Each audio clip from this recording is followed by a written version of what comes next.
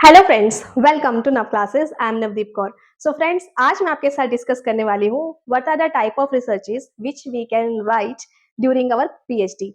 सो guys, PhD के दौरान आपको पता है कि जनरली आपको कम से कम 2 रिसर्च पेपर्स पब्लिश कराने होते हैं और कुछ यूनिवर्सिटीज में तो 5 भी। जैसे मेरी खुद की जो यूनिवर्सिटी है उन्होंने बोल दिया है कि 5 रिसर्च पेपर पब्लिश कराने होंगे, तब जाके हम आपको पीएचडी की डिग्री देंगे।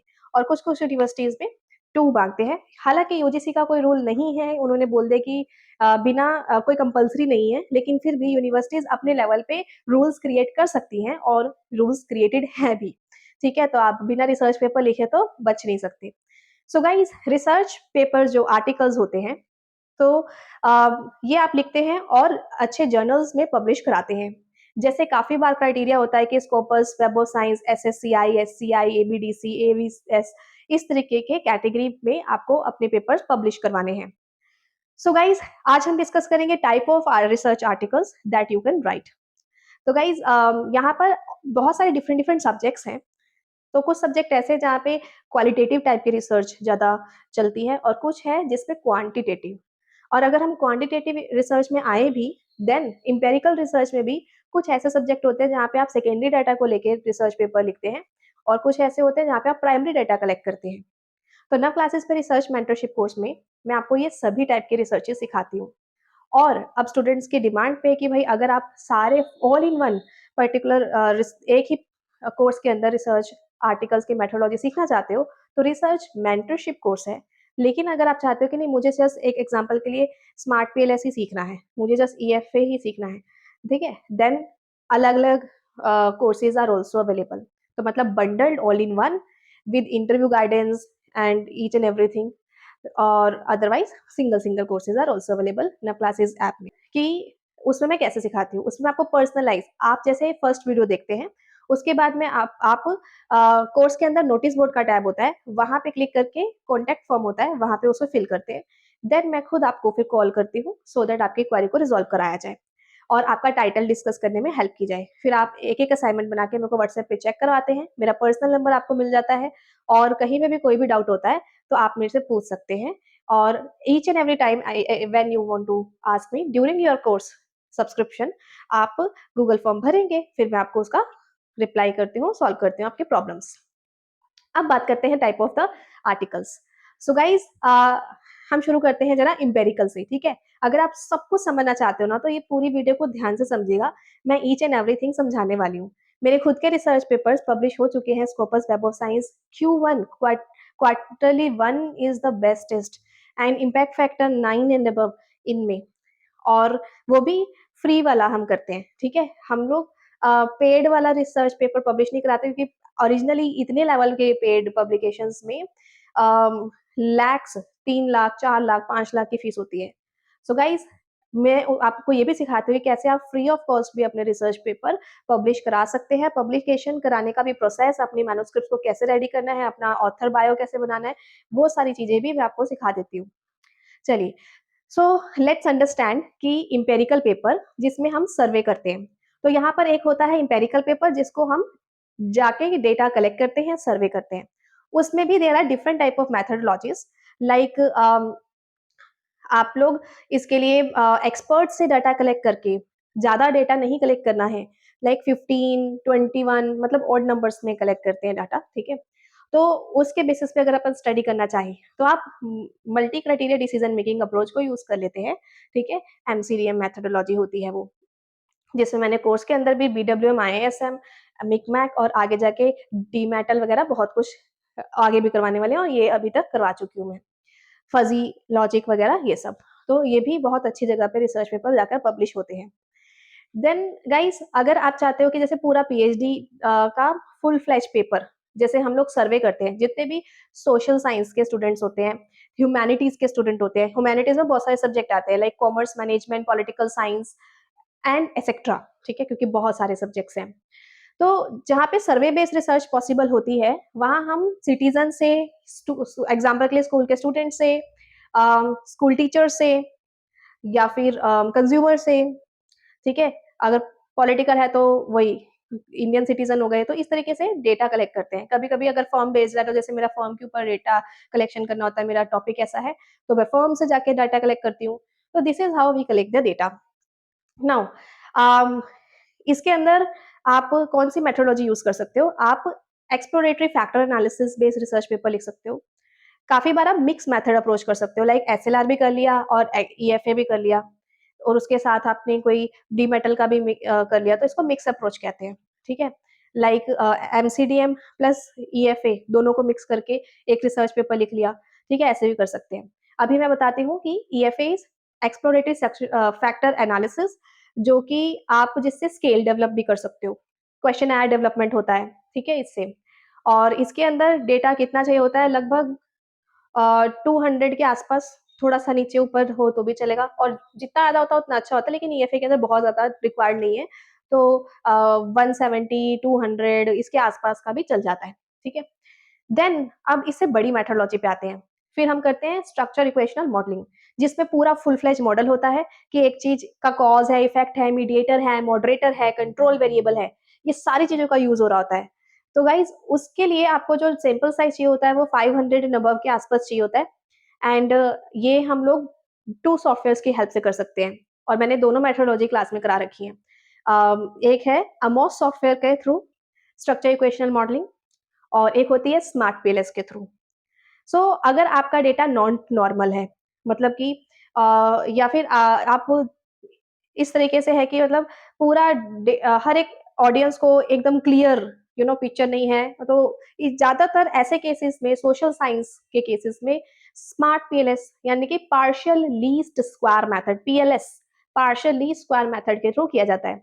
इसके अंदर ऑटोमेटिकली, जैसे कि अगर आप सीबीसैम करोगे, वो अमोस सॉफ्टवेयर से होता है, उसका मतलब होता है covariance based structure equational modelling, वो होता है अमोस सॉफ्टवेयर से। ठीक है, जो आईबीएम का है, वो काफी ही रिजिड सॉफ्टवेयर है, उसके लिए नॉर्मेलिटी रिक्वायर्ड है, उसमें कोवेरियंसेस बेस्ड है, उसमें ऑटोमेटिकली रिग्रेशन, अनोवा सब आ ही जाता है उसके अंदर। फिर जहां पे आपका थोड़ा डेटा नॉर्मल नहीं है, आपको लगता है, then you go for the smart PLS software, क्योंकि ये फिर पूरा नहीं है, ये पार्शियल लीस्ट स्क्वायर है, ये फुल रिग्रेशन नहीं होता, ये ओएलएस होता है, ordinary least square method. Regression का पार्ट है इसमें, लेकिन ये आपकी नॉर्मेलिटी को कवर कर लेता है, उसको ठीक कर लेता है। ठीक है, ऐसे। सो स्मार्ट पीएलएस से भी हम स्ट्रक्चर इक्वेशन मॉडलिंग कर सकते हैं, और इसके अंदर तो आपके पास और भी एडवांस चीजें भी आ जाती है, जैसे कि मैंने आपको कोर्स में IPMA, MGA, multi group analysis, comparative papers, ठीक है, ये भी सिखाए हुए हैं, बहुत ही सुंदर सा चीजें सारी मिल जाती हैं। ये सब पॉसिबल है स्मार्ट पीएलएस सॉफ्टवेयर से, और बहुत ईजी है इसका पूरा इंटरफेस, लेकिन बस सही से आना चाहिए, सो दैट आप you can write the paper easily. अच्छा, तो ये सारी इंपेरिकल की बातें हो गई। अब हम बात करते हैं इंपेरिकल में ही, लेकिन आप सेकेंडरी डाटा से काम कैसे करते हैं। तो इसके अंदर एक होता है SLR bibliometrics based systematic literature review review paper. तो जो रिव्यू पेपर है वो बेसिकली बहुत सारे टाइप्स के होते हैं, like systematic literature review, bibliometrics. Systematic literature में और बिब्लोमेट्रिक्स में पास्ट रिसर्चेस से निकालते हैं कि क्या ऑलरेडी हो चुका है, उनका क्या गैप है, और फर्दर उस पर क्या चीजें ठीक की जा सकती हैं, ये सब। सो इसका मेरे अलग कोर्सेज भी अवेलेबल है, और रिसर्च मेंटरशिप में भी ये भी इंक्लूड है। ठीक है, तो रिसर्च पीएचडी वाले टैब में आप देख सकते हो, और मेरा खुद का पेपर भी पब्लिश हुआ है, जैसे मैंने बताया, जो कि मैंने एसडीजी सस्टेनेबल डेवलपमेंट गोल्स के ऊपर, एंटरप्रेन्योरशिप के ऊपर किया था, तो वो भी आप वहां पर देख पाएंगे, मेरा पेपर भी, वो भी Scopus and Web of Science listed है। सो गाइज, ये हो गया आपका SLR base. Then next come empirical ही, लेकिन सेकेंडरी डाटा से। तो इम्पेरिकल में जैसे फाइनेंस के स्टूडेंट होते हैं, ठीक है, तो ये लोग सेकेंडरी डेटा कलेक्ट करते हैं, लाइक कंपनीज की वेबसाइट से, गवर्नमेंट का जो डेटा अवेलेबल है, ऐसे कभी कभी इन्वायरमेंटल साइंस वाले बच्चे भी, इन्वायरमेंटल कार्बन डाइऑक्साइड की इमिशन कितनी है, तो ये सारी चीजें वो सेकेंडरी डेटा कलेक्ट करते हैं, वो कहीं जाके सर्वे नहीं करते। तो उन लोगों के लिए इम्पेरिकल पेपर होता है, जो कि आप एसपीएसएस सॉफ्टवेयर से कर सकते हो, ई व्यूज सॉफ्टवेयर से कर सकते हो। ठीक है, और इस तरीके से और भी सॉफ्टवेयर अवेलेबल होते हैं। तो वो इम्पेरिकल होता है, लेकिन सेकेंडरी डाटा होता है। सेकेंडरी का मतलब कि जो ऑफिशियल गवर्नमेंट की वेबसाइट होती है, वहां से आपने डेटा कलेक्ट किया है, या फिर जैसे नेस्डैक पे या एनएससी पे, बीएससी पे जो कंपनीज लिस्टेड है, तो उनका डाटा, ठीक है, तो उनकी वेबसाइट से आपने बैलेंस शीट वगैरह से डेटा लिया है, तो उसके ऊपर स्टडी करना है। तो this is what we call empirical, यानी कि क्वांटिटेटिव, प्लस वो भी सेकेंडरी डाटा से सॉल्व करते हैं। ठीक है, तो ये हो गए हमारे सारे इम्पेरिकल्स। अब हम बात करेंगे qualitative research papers.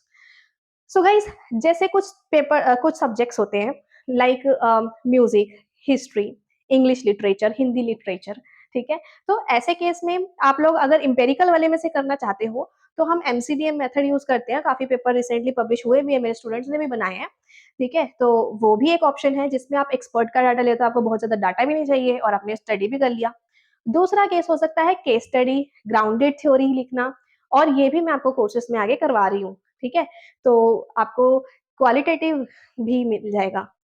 So guys, इसके अंदर क्या होता है, जैसे कि आप ऑलरेडी जो केसेस होते हैं उनको स्टडी करके रिसर्च आर्टिकल्स लिखते हैं, उनकी डीप स्टडी करते हैं। अच्छा, जैसे लॉ वाले स्टूडेंट है, उनकी डॉक्ट्रिनल रिसर्च कैसे लिखनी है वो भी मैंने रिसर्च मेंटरशिप वाले में करवा रखा है, ठीक है।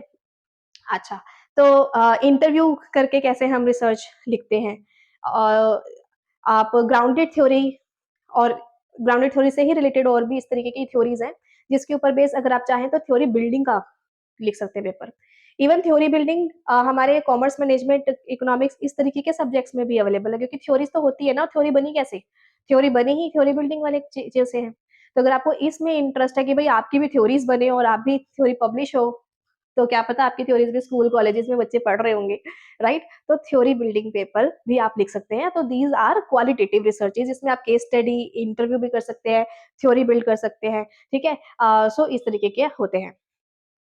कई बार वर्ड को माइनिंग करके, यानी कि इंटरव्यू बेस, फिर वो वाले को भी होते हैं जिसमें एटलेस टीआई, एनवीवो वगैरह सॉफ्टवेयर को भी यूज कर सकते हैं, ठीक है।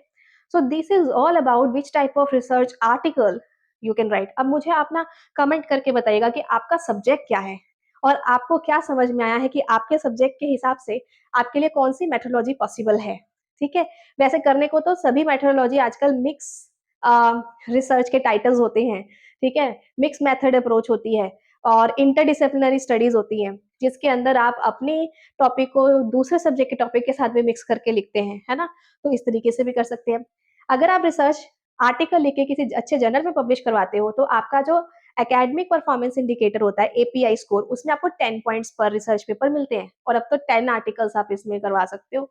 दूसरा, अगर आप वही रिसर्च पेपर आप पेपर की तरह किसी कॉन्फ्रेंस में भी प्रेजेंट कर सकते हो, तो आपको 5 पॉइंट पर कॉन्फ्रेंस के प्रेजेंटेशन के मिल जाते हैं, ठीक है। तो ये तो सोने पे सुहागा हो गया कि मैंने एक पेपर लिखा, उसका इनिशियल फाइंडिंग को मैंने रिसर्च कॉन्फ्रेंस में प्रेजेंट कर दिया और उसके भी 5 पॉइंट मिल जाएंगे, और आर्टिकल को और अच्छे से डिफाइन करके लिख के पूरा आप रिसर्च जर्नल में भी पब्लिश करा दिए, उसके 10 पॉइंट मिल जाएंगे। तो ऐसा भी बहुत करते हैं और मैंने भी ऐसे किया है। मैंने फैक्टर एनालिसिस पहले इनिशियल लेवल पे किए थे, उसको कॉन्फ्रेंस में से प्रेजेंट किया और फिर उसके बाद उसके ऊपर पेपर लिखा और वो पब्लिश करवाने दे दिया, ठीक है। तो this is how you can manage that also. So guys, I hope this video was fruitful for you, and please make sure कि सभी रिसर्च स्कॉलर्स, सभी पीएचडी होल्डर्स या पीएचडी जो कर रहे हैं या आगे करना चाहते हैं, उनके साथ ये वीडियो को जरूर से शेयर कीजिएगा। और नव क्लासेस में मैं आपको पर्सनलाइज गाइडेंस देती हूँ, इसको कहते हैं सेल्फ पेस पे स्टडी करना, क्योंकि काफी बच्चे जो होते हैं वो ना 10 डेज के अंदर अंदर ही पूरा रिसर्च प्रपोजल भी सिखाती हूँ वैसे मैं, ठीक है। प्रपोजल बना के बैठ जाएंगे, कुछ लोग 15 डेज में बना लेते हैं और कुछ लोग एक एक महीना, 2 2 महीने लगाते हैं। तो इसलिए मैंने इसमें ये सिस्टम कर रखा है अब कि भाई आप वन वीडियो देखिए, फिर उसमें मैंने कीवर्ड्स कैसे डिसाइड करते हैं, टाइटल कैसे डिसाइड करते हैं, उसको सिखाया है। फिर आपने जो भी समझा उसके लिए फिर गूगल फॉर्म, कॉन्टैक्ट फॉर्म भरेंगे, फिर मैं आपको कॉल करूंगी और फिर हम टाइटल को ऊपर चर्चा करेंगे, डिस्कशन करेंगे, ब्रेनस्टॉर्मिंग करेंगे, and then we identify the best title for academic performance, ठीक है। और उसको पब्लिकेशन कैसे करना है, किस तरीके से आपकी मैन्युस्क्रिप्ट्स रेडी करनी है, कौन कौन से तरीके से आपके उसके अंदर के और भी बहुत सारी चीजें होती है, जैसे कि इनटेक्स साइटेशन वगैरह, ईच एंड एवरीथिंग, ये सारी चीजें भी मैं आपको सिखाती हूँ, ठीक है। तो ना क्लासेस पे ऑल इन वन के लिए इंक्लूडिंग उसके अंदर रिसर्च पेपर भी आ जाएगा, रिसर्च प्रपोजल्स भी आ जाएंगे, इंपेरिकल भी आ जाएगा, क्वालिटेटिव भी आ जाएगा, और इंटरव्यू गाइडेंस भी आ जाएंगी, असिस्टेंट प्रोफेसर की भी और पीएचडी की भी। सो वो है रिसर्च मेंटरशिप कोर्स। ये पूरा बंडल ऑल इन वन है।